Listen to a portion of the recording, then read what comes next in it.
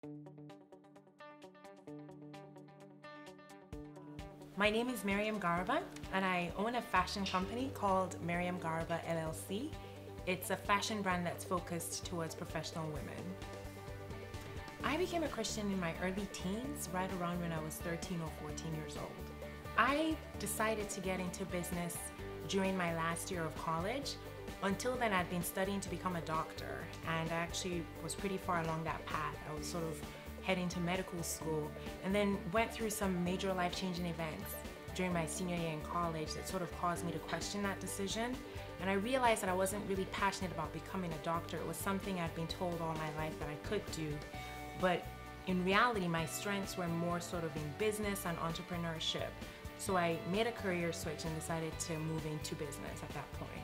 I joined the corporate world, and I just noticed that work clothes for professional women were very boring. The colors were dull, the designs were dull. You were just expected to fit in and conform to a certain pattern. And if you wanted to bring your personality to work, you couldn't. So I created my company to make work clothes more interesting so that women could look forward to going to work. When I first started my company, I was very afraid of failing, and I was worried that I wouldn't have customers or clients. And the way that I was able to overcome that was to honestly just get started. It's a constant battle. It's something I still face today, but by praying and constantly putting my idea out there and getting feedback, the company is growing.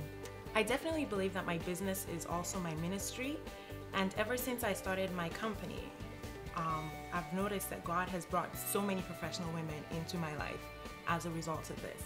And I'm always very quick to talk about my faith, talk about what I believe and why I'm doing what I'm doing.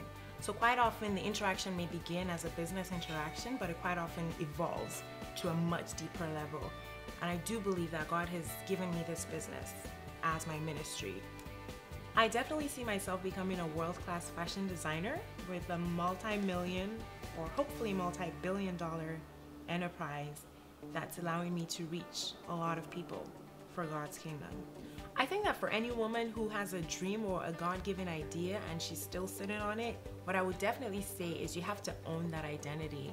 I remember when I first started my company, it was very difficult for me to call myself a fashion designer in front of people because I just was afraid that they would judge me as soon as I said that.